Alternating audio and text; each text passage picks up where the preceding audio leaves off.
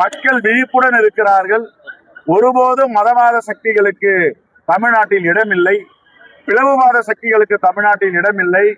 எப்படி உத்தரப்பிரதேசம், மத்திய பிரதேசம், ராஜஸ்தான், சத்தீஸ்கர் இங்கே எல்லாம் மக்களுக்கு எதிரான மனநிலையில் பிஜேபி ஆட்சி இருக்கிறதோ, புல்டோசர் ஆட்சி நடக்கிறதோ, அது போன்ற நிலை தமிழ்நாட்டில் ஏற்படக்கூடாது, விட்டுவிட மாட்டோம் என்று உறுதியாக தமிழ்நாட்டு மக்கள் சபதம் ஏற்றிருக்கிறார்கள். ஆகவே பெருவாரியான வாக்கு வித்தியாசத்தில் வரலாறு காணாத வெற்றியை எங்களுடைய இந்தியா கூட்டணி, மதச்சார்பற்ற ஜனநாயக கூட்டணி வெற்றி பெற போகிறது. ஆகவே அந்த எழுச்சி கண்முன் தெரிகிறது. தமிழ்நாட்டு மக்கள் தெளிவாக இருக்கிறார்கள். கடந்த 5 ஆண்டுகளாக தமிழகத்துல சட்டம் ஒழுங்கு சரியில்லை, போலீஸ் தன்னிச்சையாக செயல்பட குற்றச்சாட்டு அதிமுக பொதுச் செயலாளர் எடப்பாடி பழனிசாமி அவர்களுக்கு சட்ட ஒழுங்கை பற்றி பேசுவதற்கு எந்தவித தகுதியும் கிடையாது. தூத்துக்குடி ஸ்டெர்லைட் துப்பாக்கி சூடு நடக்கும் போது காவல்துறையை, உளவுத்துறையை கையில வச்சுட்டு இருக்க எடப்பாடி என்ன சொன்னாரு?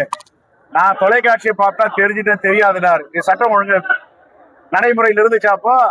பொள்ளாச்சி வழக்கு, பெண்களுக்கெல்லாம் பாலியல் துன்புறுத்தல், சட்டம் ஒழுங்கா இருந்ததா? சிறுமிகளை பாலியல் துன்புறுத்தல்.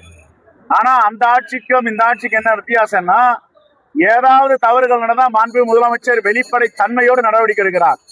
சிபிஐக்கு மாத்துறாரு, வழக்கு விசாரிக்கிட்டோம், உண்மை வெளியே வரணும். ஆனா இவர் என்ன பண்ணாரு? சொல்லலாம், ஐஏஎஸ் டெண்டர், பிடபிள்யூடி டெண்டர், உச்ச நீதிமன்றத்தில் தான் நிலை. கண்ணியமா பேசுறோம் நாங்க நினைக்கிறோம், அவரும் கண்ணியமா அரசியல்ல பேசுறோம். நிலைப்பாடு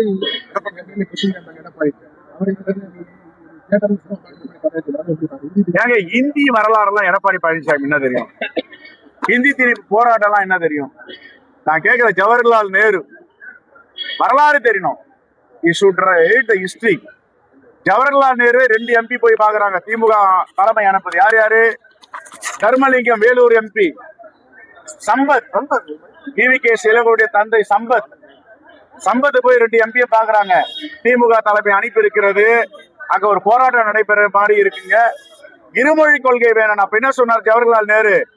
இருமொழி கொள்கை தமிழ்நாட்டில் நடைமுறைப்படுத்தப்படும் ட்ரூ லாங்குவேஜ் நாங்கள் திணிக்க மாட்டோம்.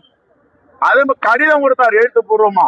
ஜவஹர்லால் நேரு ஃபாலோ பண்ணாரு, அன்னை இந்திரா காந்தி ஃபாலோ பண்ணாங்க, தலைவர் ராஜீவ் காந்தி ஃபாலோ பண்ணாரு, அன்னை சோனியா காந்தி ஃபாலோ பண்ணாங்க. எங்க தலைவர் ராகுல் காந்தி இன்னும் ஃபாலோ பண்ண. திணிக்க கூடாது, என்போர்ஸ் பண்ணக்கூடாது. அவங்களுக்கு வேணும்னா ஹிந்தி படிக்கலாம்.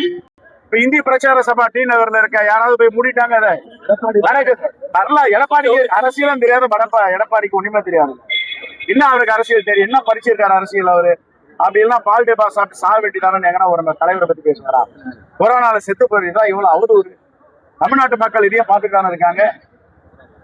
அரசியலும் தெரியாது, ஒன்னும் தெரியாது, ஆட்சி கூட துடிச்சிட்டு இருக்காரு. பிஜேபி மேல சவாரி செஞ்சிட்டு இருக்காரு. தாண்டி அஜித் ரசிகர்கள் இன்னைக்கு புகை வைக்கப்படுகின்றனர்.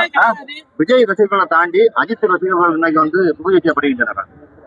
இல்ல, என்ன பொறுத்த வரைக்கும் நான் ஒரு தமிழ்நாட்டுல இருக்கிற குடிமகனா, அரசியல் தெரிஞ்சவனா, விஜயை விட அஜித்துக்கு ரசிகர்கள் யாராலும் அதற்கு நிகர சூப்பர் ஸ்டார் ரஜினிகாந்த் ரசிகர்கள் யாராலும். ரஜினிகாந்த் ரோட்ல வந்தாருன்னா அந்த கிராமம் எப்படி இருக்கும், அந்த நகரம் எப்படி இருக்கும்? ரஜினிகாந்த் வராரு இந்த பகுதிக்கு, அஜித் வராருன்னா எப்படி இருக்கும்? அதை ஒப்பிட்டு பார்த்துக்கணும்.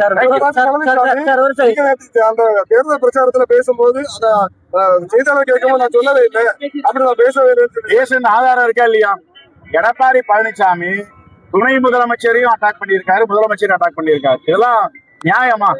ஒரு மானுடம் தாங்கிய ஒரு மனிதன் இதை பேசலாமா? ஜனநாயகவாதி இதை பேசலாமா? என்ன பேச்சு அதெல்லாம்? காங்கிரஸ் உண்மையாக காங்கிரஸ் பேருக்கு எடப்பாடி பழனிசாமி